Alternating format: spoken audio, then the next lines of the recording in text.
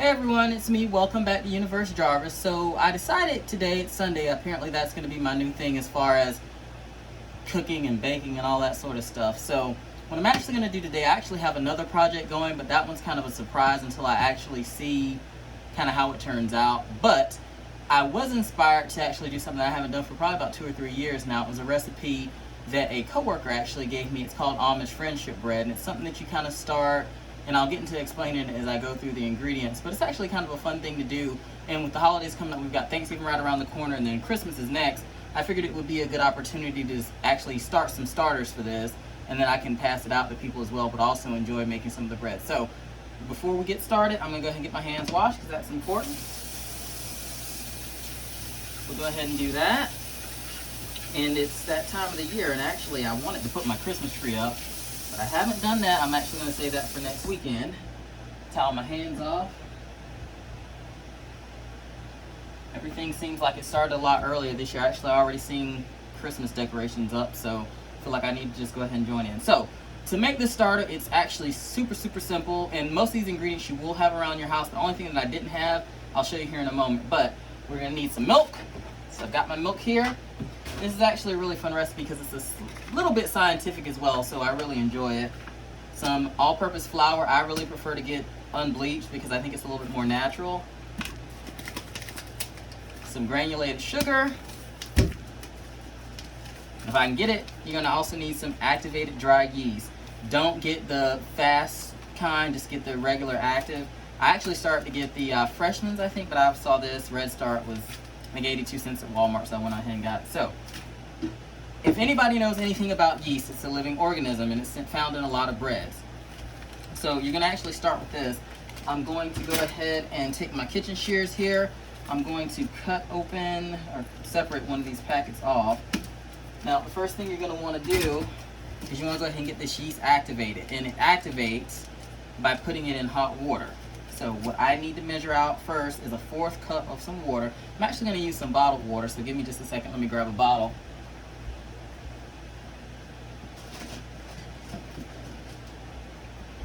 So some Deer Park. And you want to get that up to about 110 degrees to activate it properly. So I'll go ahead and measure out a 1/4 cup of water here. And put it in my little bowl. Kitchen thermometer. If you have a kitchen thermometer, that's really handy. I tend to like to be a little bit precise when I'm doing stuff, so this is a meat thermometer. Of course, it's been cleaned, and I'm going to use that to kind of gauge the temperature of the water. So I've got my 1/4 cup water here in my little glass bowl. I'm going to stick it in the microwave so it can get up to about 110. And you don't want it boiling hot, you just want it up to about 110. So we're going to go ahead and place it in the microwave now.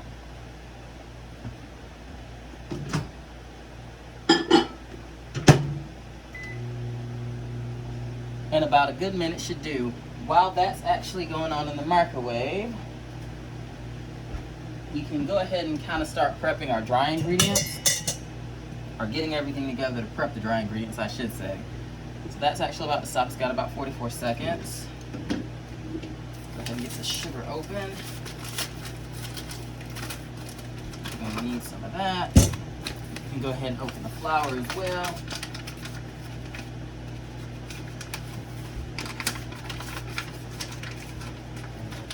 Pain to open. There we go. So we got both of those open. That should be about to stop. I'm going to get it out of the microwave, and then I'm going to check the temperature, see if it's up to 110 degrees. Let's see here. Give us a little bit more light.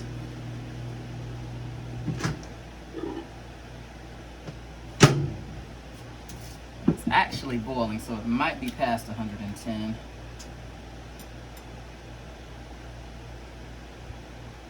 Yeah, she's up to 194 degrees actually. So I actually left it in there for too long. 30 seconds probably would have been more than enough. So this will cool down fairly quickly.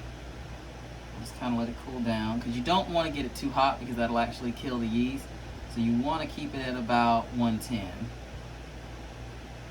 And so the temperature's going down, so this will probably take about 2 or 3 more minutes. But while we're waiting, I'm kind of curious. And please comment down below, what are some traditions that you guys have as far as the holidays go? Usually for us, you know, we go see family on Thanksgiving, And then Christmas we're usually around. This year we're gonna probably do something a little bit different, kind of split off and spend some time with family separately, but then come back together the weekend to visit family as well. And I'm super excited because I've done all of my Christmas shopping. We kind of went after Christmas and got some things.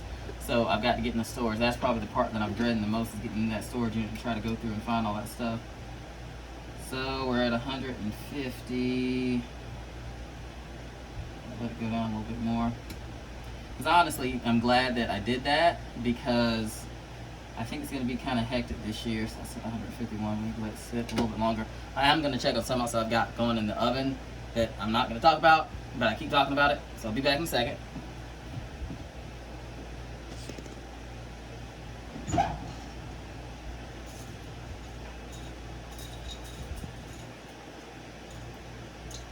So it seems like the timing for this is going to be perfect. Let's check this. I think.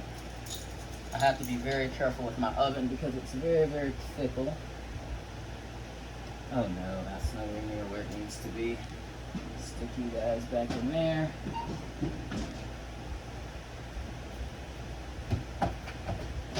Just have to keep checking, that's all. Let's check this temperature again.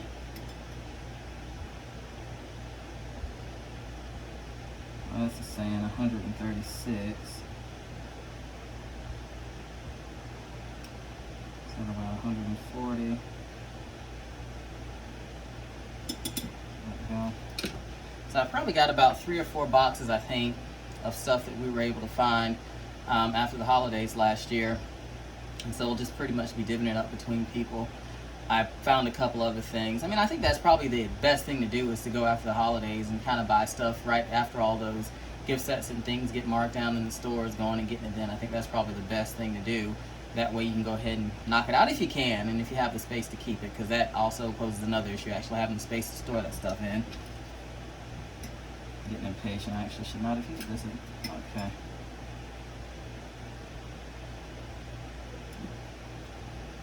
Things at a different temperature everywhere I go.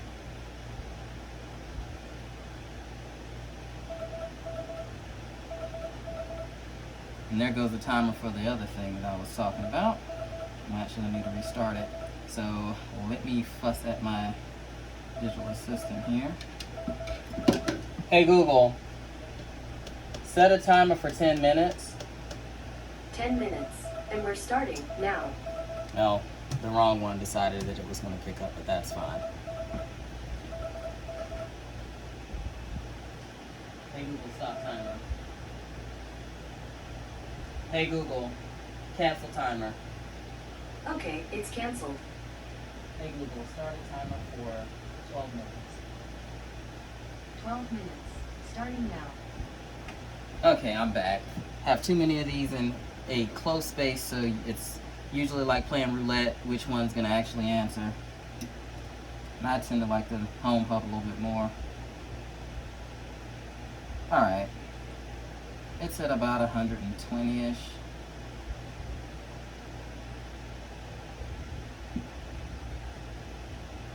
Somebody drop a drop on me. That's warm to me. It's not scalding hot. I'm gonna go ahead and give it a go. So get this active yeast packet opened, and you're gonna want to mix it into this warm water, and you're gonna let it sit for about 10 minutes. And by the time we get all the rest of this stuff done, 10 minutes should have elapsed, and we can go ahead and get everything combined together.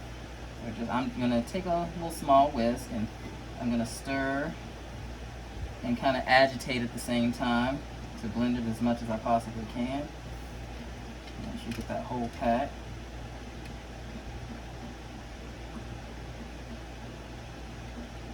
Just mix it, mix it, mix it. And I don't know how much everybody's played with yeast. Yeast has a particular smell. They've got a couple of scientific things that are happening right here. So the yeast has to eat, right? So that's where sugar is going to come in that you see, because this is a couple days process to get it to ferment and everything. So yeast, since they're living organisms, is actually going to eat on the sugar, and they're going to produce gas. So what we make this in is going to be a little plastic gallon bag, and every day we'll kind of have to squeeze the air out because as they consume that sugar for food and for fuel, it's going to make air or gas, just kind of like when we get gas. And you're going to kind of have to keep pressing that out, kneading it and stuff like that, and I had to take the bag. So this is about a 7-day process, but it's actually a lot of fun. It gives you something to do pretty much every day you get home from work or whatever you may be doing. So I've got that mixed up, and it looks like it's pretty good. I don't see a lot of those little particles. So it looks like I did a pretty good job. Rinse that off. And we'll just go ahead and set this off to the side. And like I said, this will sit for about 10 minutes. By the time we're finished blending everything together, it should be about time to go ahead and pick this back up, and then we can get it added to the rest of everything else. I'm just going to sit off to the side. You'll need a mixing bowl of some sort. I've got these handy dandy stainless steel ones that I love to death, so this is what I'm actually going to use. Now, we'll have to heat up one more thing, so if you've got a thermometer for this, keep it handy. We're going to have to do it to the milk. Now, I probably should actually go ahead and measure it out because you're going to need a cup of milk. So I'm going to go ahead and measure out that cup of milk. I've been trying to let it get to room temperature so I don't have to heat it up as much. So about 30 seconds, honestly, for this milk should be good. There we go. I've got whole milk. Do 2%, whatever your poison is. Get a little bit richer flavor from using whole. So I've got my cup of milk right there.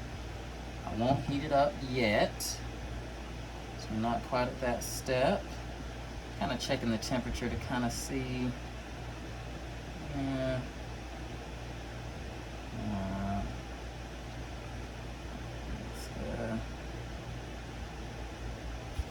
Alright. So, we're going to need a cup and a cup. It's kind of a 1-to-1 ratio for pretty much everything except when we added the water, so it's pretty simple to remember at some point. So I'll actually start with the flour. And we'll measure out a cup. And with flour, it's easier to scoop than pour, which I was getting ready to do. Get about a cup of this. Kind of shake down the bag and try to even it out. Okay, so it's more or less a cup.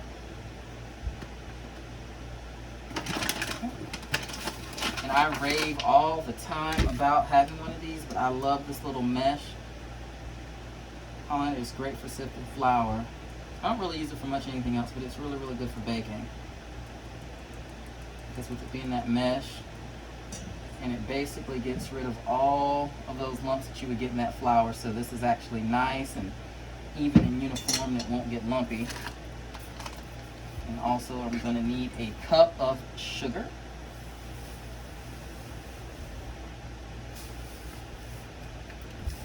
Go ahead and add that as well. And this is the fuel for the yeast. I'm going to have to sift it, but I did. Beautiful. That's it. And let me check on something else. I'll be right back. But I'll still be talking and running my mouth, though.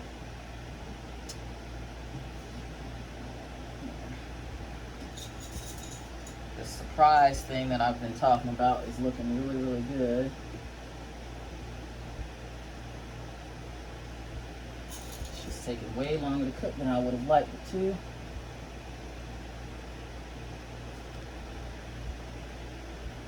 It's almost where it needs to be. I don't want to get too dark. My oven is super, super fickle, so I kind of have to keep playing with the temperatures. And I must admit, I am a little bit out of practice because I don't really bake a lot in the summertime. So I've got to relearn the timing and the temperatures for this thing. So here's what it is.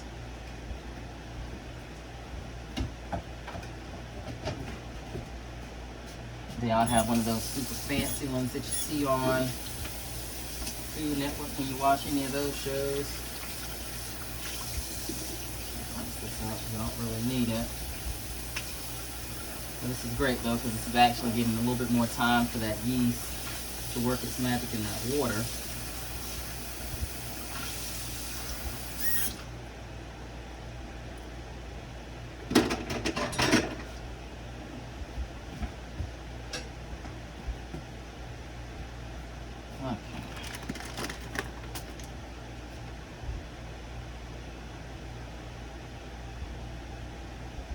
And Smell is part of cooking. You eat with your eyes as well as your mouth. So I kind of want to. I'm starting to smell the yeast a little bit. As time passes, that smell will get a lot stronger. And anybody who's familiar with beer, you'll know what I'm talking about as far as the yeast smell goes. Also off that. I'm trying to think. Just let me let that cool. I'll go ahead, I guess, and heat up this milk. I might as well. Because it's a little cold, but I'm only going to do it on 30 seconds, I think. Because I got burned, quite literally, by doing it for a full minute. So let's give this probably, I guess, I'll actually do 25 seconds on the microwave.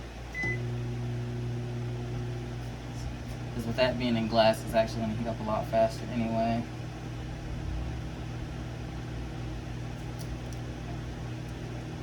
And this, you can really just simply wipe it out, or you can rinse it if you want to. Just going to kind of wipe it. You don't have to necessarily get it wet. Alright, that milk is actually done, as we can hear from the beeps from the microwave.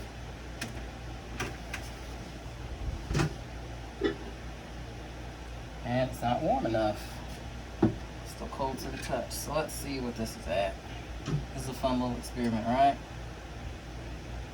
So it's at 83 degrees. Don't need too much longer. Actually, I need to go all the way down to the bottom. So it's hotter on top, of course. So you can probably do about another 25 seconds on that.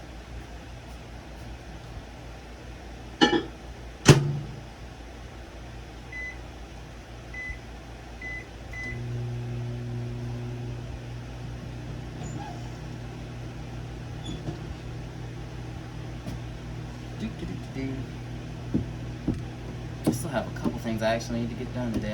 Once I finish this, I need to go and detail the inside of my car. I probably won't wash today. I'll probably do that after work tomorrow, but I do need to do it. I'm starting to get a little sleepy, and it's only, I don't know what time it is. Hey Google, what time is it? It's 3:43. It's 3:43 here.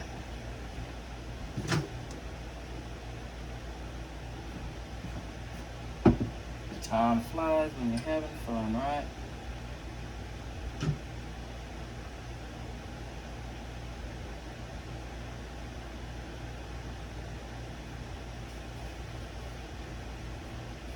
Actually, up the temperature.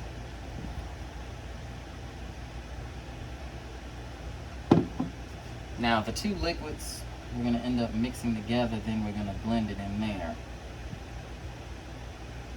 I actually think probably about 10 minutes have passed. I'll give it probably another 2 minutes and I'll go ahead and blend everything together. And you're going to stir it, get it nice and smooth. I would probably recommend just using the same whisk that we had from the beginning. Let me check on that other thing. It's really pretty outside here. I don't know how it is for everybody else, but I was really glad and happy when the weather finally changed. Been able to get to wear scarves and coats and all those fun things. I think it was time for this.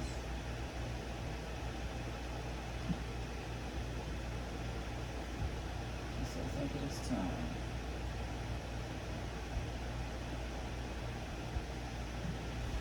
I want beautiful color on it.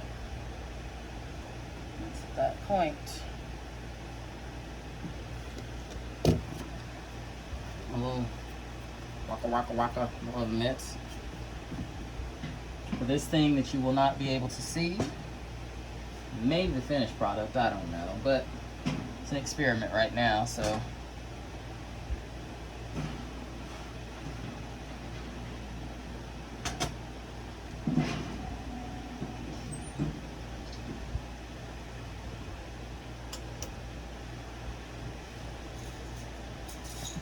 Check, and recheck. Oh, beautiful, absolutely beautiful. And I know I'll probably get some comments like, what are you talking about? More to come on that. So now, I'm gonna mix this down into the milk here.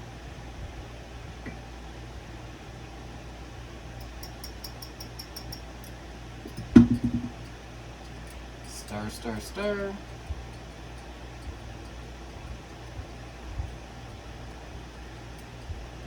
this reaction going like it needs to. Now you're going to add it into your dry components. Usually do a little bit and stir. It's going to start to kind of get doughy. A little bit more.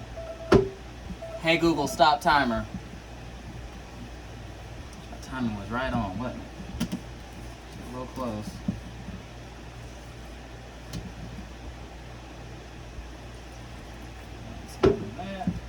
And this will be nice and smooth. That's why we sift it, so that it doesn't get lumpy. You want it nice and smooth.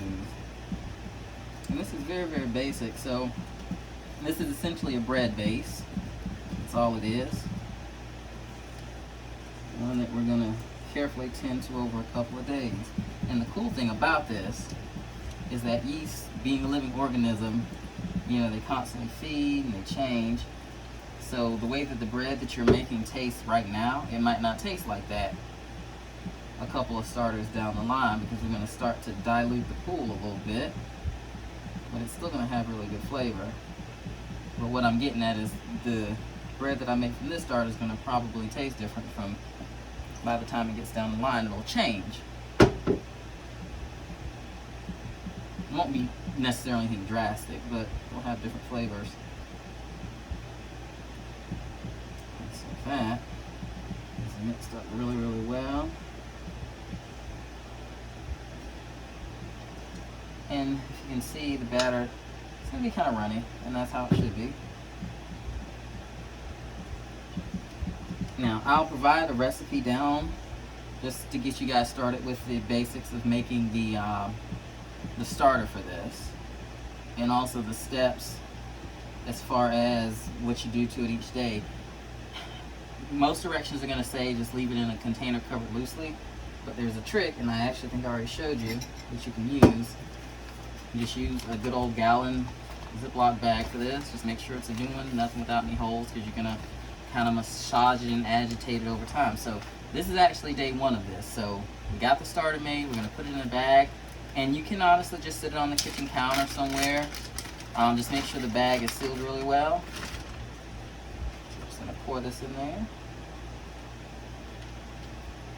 and as you make more of this to give to friends or family or whoever, you'll do different little Ziploc bags. That's the easiest way to pass this on. That's why it's called friendship bread, because it just keeps going and going and going as long as you keep redoing the starter. So